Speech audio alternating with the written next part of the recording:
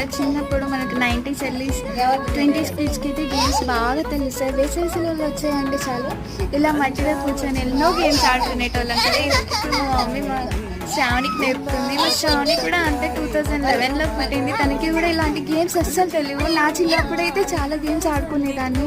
మట్టి కుప్పలని, ఉప్పు పేర అని ఆడుకునే, చాకోన్ అని, పిచ్చి బంతి అని ఆడుకునేటోళ్ళం. డ్రింక్ మూతలతో కూడా ఆడుకునేటోళ్ళం.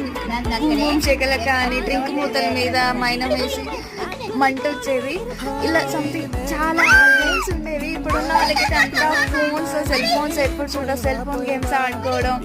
ఇలా మట్టిలో కూర్చొని ఆడింది ఎప్పుడు లేదు. మా పాప చూడండి, శ్రావణి మా మమ్మీ వచ్చిందంటే చాలు మట్టిలో వచ్చేసి ఆడతానే ఉంటుంది.